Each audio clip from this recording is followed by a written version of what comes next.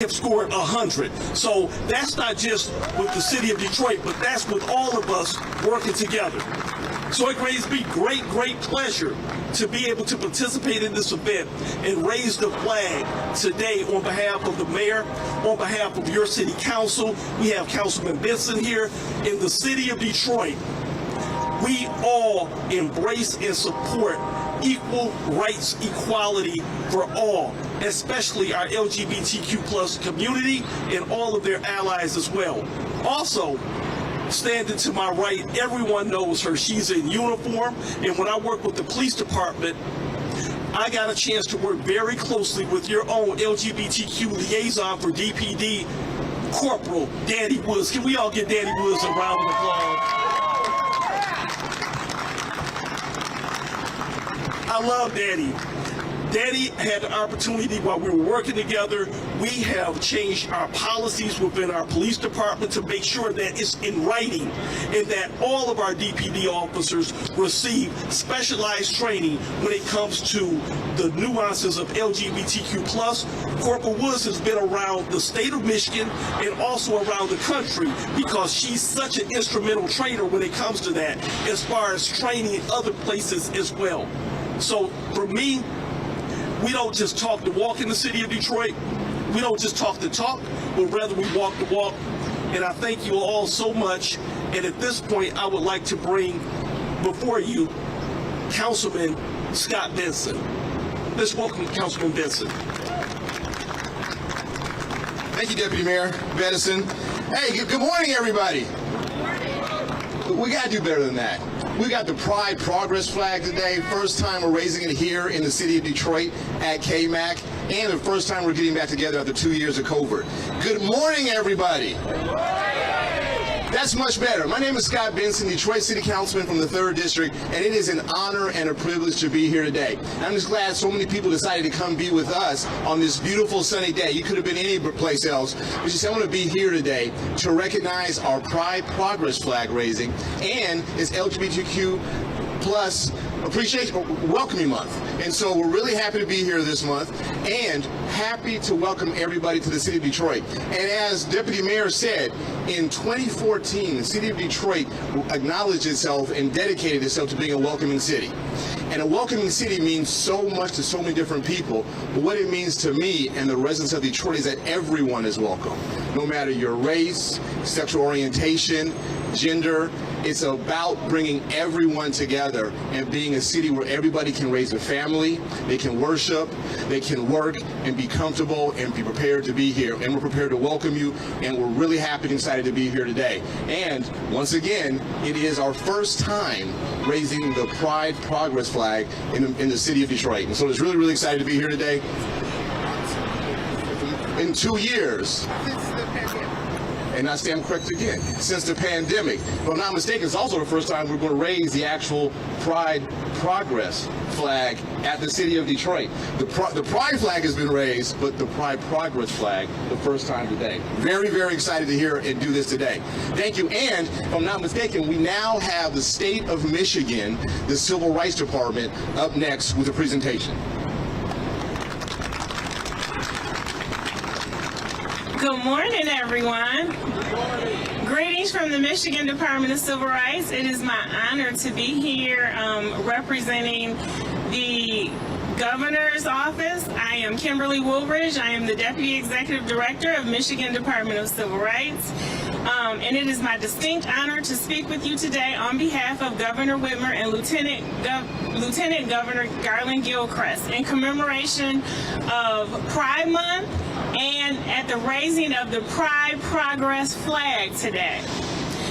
While we are here to celebrate the great strides that we have made towards building a more equitable state and nation, there is still much work to be done to ensure that Michigan's LGBTQ community is protected from discrimination and bias. Along with many of you here today, the Michigan Department of Civil Rights and the Michigan Civil Rights Commission have long advocated for and actively worked towards expanding the Elliott Larson Civil Rights Act to protect LGBTQ individuals from discrimination. On May 21st, 2018, the Michigan Civil Rights Commission issued a landmark interpretive statement saying that the Elliott Larson Civil Rights Act, written, includes protections for LGBTQ community under the prohibition of discrimination on the basis of sex. The common sense reading of the law allowed Michigan Department of Civil Rights to begin taking and investigating complaints of discrimination on the basis of sexual orientation and gender identity. Work that I am proud to say continues to this day. We are optimistic that the courts will recognize and uphold the Commission's decision and affirm that Michigan's LGBTQ community are covered by the state's signature civil rights legislation.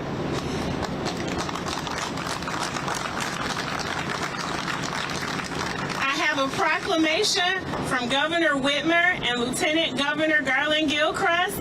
I will not read the whole thing. You can go to the Executive Office of the Governor or Michigan Department of Civil Rights website to see the entire proclamation.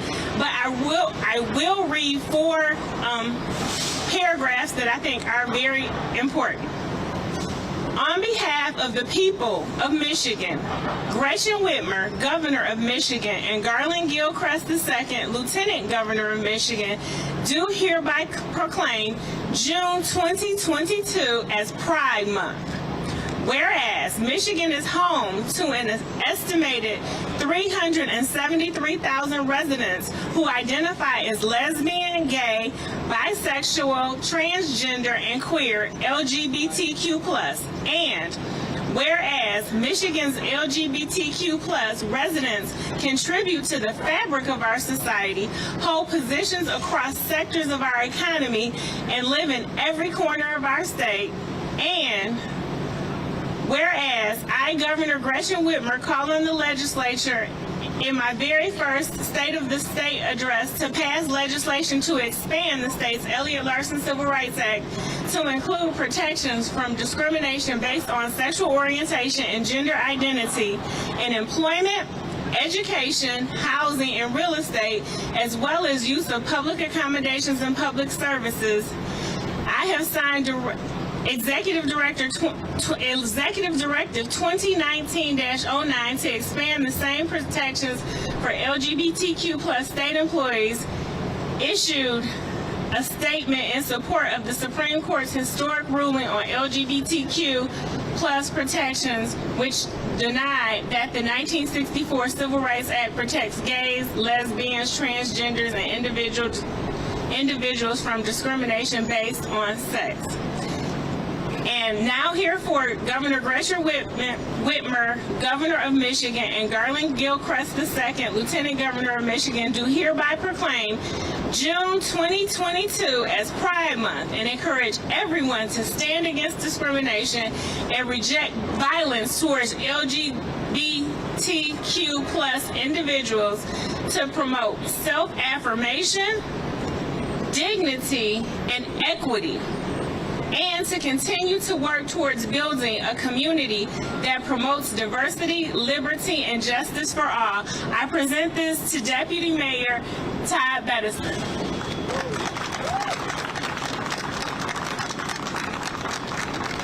Thank you so much.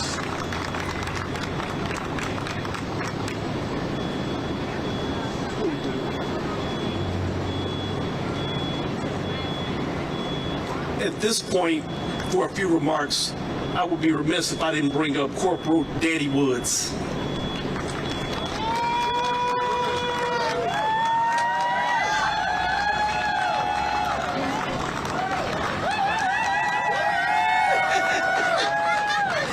Happy Pride, everyone. I think we can do better than that. Happy Pride. There we go. It has truly been a pleasure serving as your liaison since 2013. We have made some very progressive strides in creating equality and bettering the relationship between law enforcement and LGBTQ+ community. I think it helps that I'm part of the community. So, you know, our efforts are not just lip service. We're really doing the work. to have community that believes in change and want to be part of that change, there are several things we have to do. And it starts with, as my buddy Sharon Fincher from Avalon always says, we have to have uncomfortable conversations, because those are the things that create change. And being chair of the LGBTQ Community Council and having members on board that believe in that change and that strive to be the change that they want to see is the reason why I keep going. It's the reason why I encourage people to continue to come out and support these efforts. It's why we work so hard to drive in conversations around legislation and things that affect us directly, because these are the things that affect us. I love Pride. I love to party. I love being amongst all of my community members, but there is so much work to be done. And because of our mayor and our deputy mayor and our chief of police and our police department, and advocates and activists and community members that believe in all of this, this is how we create change. It is an honor and a pleasure to stand before you every year and welcome change. It is my duty to continue to educate and train our new officers and go around not just Michigan but beyond our borders to train other law enforcement entities on LGBTQ sensitivity, awareness, diversity, and competency, because you cannot help someone that you do not understand. No one, and I've said it before, is asking for preferential treatment. We're talking about equality across the board. And it's imperative that we continue to support, because we all have a responsibility in how these things pan out. So with that, I will say thank you for your continued support. You know my information is everywhere, and if you call me, I'm coming. Okay? And I mean that wholeheartedly. Thank you to the LGBTQ plus ERG. Thank you to Detroit Police Department. Thank you to the mayor's office. Thank you to the organizations represented here. I mean, I'm looking at the LGBT Chamber of Commerce. I'm looking at Avalon Healing. I'm looking at Ruth Ellis. I'm looking at Motor City Pride. I mean, everyone is here embracing this moment. I believe we did our first flag raising, was it 2017? Yeah, 2017, that was our first one. And only due to COVID, we had to pause, but we still had a small flag raising. We didn't let that stop the flag from going up. But these continued efforts and support and being involved is what helps us grow. And that is what inspires change. That is what that trans woman of color, Marsha, in the 60s at Stonewall, right? When she threw that first brick, that is the inspired change that we need to continue to push forward to. I thank you and I appreciate you all, and this is a great day. We're gonna have a happy Pride. It's gonna be fantastic. The weather is cooperating. It's just great. And so with that, I would like to bring up, we're gonna bring up the flag is what we're gonna do. So with that, everyone, if you can turn your attention to the pole, we're gonna raise the Pride flag.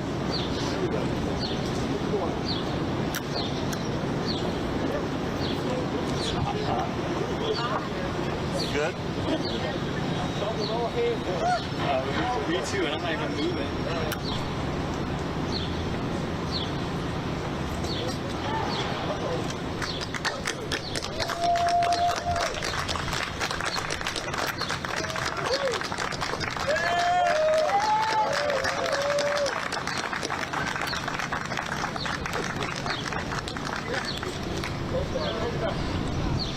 Well, it's very exciting to be here today for that proclamation and the flag raising.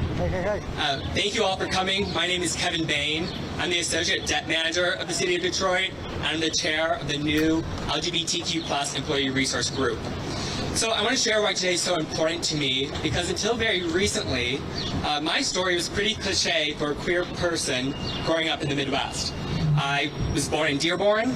I worked very hard in high school and college, and as soon as I could, I left.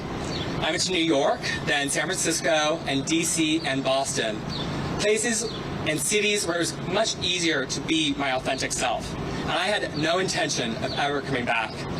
But with the pandemic, I wanted to be close to my family who's here today, and I moved back to the city of Detroit and started working here, where I quickly realized that the barriers and struggles still exist for the LGBTQ+ community here in Detroit. And that brings us here today. So here I am, and let me tell you that when I was a high schooler at a local public high school, struggling with my identity, I never imagined myself standing up here proudly and confidently to say these words. I'm excited to announce for the first time all of the great work the city of Detroit is doing to make the city a more inclusive place for LGBTQ+ employees. So late last year, with the administration's support, Human Resources started organizing several employee resource groups, or ERGs. 5 of us raised our hands to lead the LGBTQ+ ERG, and in February of 2022, we officially launched the LGBTQ+ and Friends ERG for LGBTQ+ employees and allies. Since then, we have grown to 80 members, we've organized numerous events and panels, we've strategically set our goals, and then we met with leaders in Detroit to help us. And now we have achieved 3 of our highest priorities. First, we launched the first ever campaign to highlight LGBTQ+ businesses in Detroit in partnership with Detroit Means Business. 2 weeks ago, the DMV sent out the campaign for businesses to opt in and identify themselves as LGBTQ owned or LGBTQ friendly. In return, they'll be highlighted on a web page and receive a Pride Flag window sticker. And we hope that this spreads awareness and visibility in the city of Detroit for both our residents as well as visitors. Second, last Monday, in partnership with CREO, we announced an official pronoun policy encouraging employees to add their personal pronouns to their email signatures and web conferencing profiles. While it's not required, this is an opportunity to educate people on the importance of personal pronouns, and it's not just for transgender and gender non-binary employees, although they're very important. It's for every member of the LGBTQ+ community, as well as anyone with a friend or a loved one who is queer, because it symbolizes that this is a safe and welcoming environment. So we've also made this policy public on CREO's website so that other cities can use it as a tool, and we hope they follow our lead. Thank you. And third, last week, Human Resources announced an LGBTQ+ sensitivity training for all employees and managers. And this is another great resource to educate people on the importance and challenges of LGBTQ+ issues as we seek to build an inclusive workplace. These actions initiated by the LGBTQ+ and Friends ERG mark important steps to making the city of Detroit more inclusive, but we have even more planned. And we hope that it makes more LGBTQ+ people excited and interested to come and work for the city of Detroit in light of these accomplishments. So before I turn it over to the next speaker, I just want to quickly acknowledge all of the incredible local, the people mover, sorry. It's free to ride right now, if you didn't know that. I wanted to acknowledge all the amazing local organizations and leaders who have truly made this work possible, and who have been fighting for equality in Detroit for years. You will hear from representatives of Ruth Ellis Center and Motor City Pride shortly, but we're also joined here today by Stand with Trans, the LGBT Chamber, Fair Michigan, LGBT Detroit, Sister Friends Detroit, Stonewall Sports, Trans Sisters of Color, Wayne State Health, Equity and Justice in Medicine, and Wayne State's Queer Employee Resource Group. I'm going to quickly shout out to Kevin Hurd, who is the president of the LGBT Chamber. He also heads the ERGs at Gannett. Not only did he speak at our launch event, but he's been an invaluable resource to us, patiently providing guidance and resources as we seek to establish our ERG. So thank you, Kevin. And lastly, I want to quickly highlight Mighty Real Queer Detroit, which is a very exciting endeavor supported by the Detroit Arts, Culture and Entrepreneurship Department. They have organized the largest ever exhibition of queer artists in the country, maybe the world, and it launches tomorrow, and we'll have events at galleries all over the city all weekend and month long. So you can find out more at mrqd.org. And I thank all of you here today because if we have been successful as an ERG, it is only because we are standing on the shoulders of giants. So we thank you all for what you've done, and we hope that we can make you proud as public servants. So with that, I'm going to turn it over to our next speaker from representing the Ruth Ellis Center, James Poindexter. Good morning, everyone. So happy to be able to gather with you all and just to express the importance of this recognition of this moment for the city of Detroit, but also the state of Michigan and the nation. It feels good to be connected and associated with impactful work. It feels good not to just be spinning your wheels and to actually see some fruits from your labor. And so this continual work, these relationships, these connections that I represent and that you see, they continue to pay off in ways. Do we have work to do? Yes, we do. But we take every victory as a building block to continue to build, to go further and further and do more and more. So my name is Janice Poindexter. I'm a case manager with the Ruth Ellis Center, but I'm also the vice president of Trans Sisters of Color Project. And in speaking of representation and how it matters, of course we get festive around this time, and Pride is a celebration. But let's not forget that there were two trans women that started the resistance and the rebelling. That was Marsha P. Johnson and Sylvia Rivera. And so as you celebrate and as you think that it's just a gathering post, remember that it was from fighting back against resilience, using resilience to fight back against racism, against profiling, against discrimination on all type of levels. It just so happened to be those strong ladies that took the actions and made the first step. So as we celebrate, we honor. So we can't forget that. Thank you so much for gathering with us. Continue to support the work because it's important that all Michiganders feel welcome just as you do. Thank you and God bless.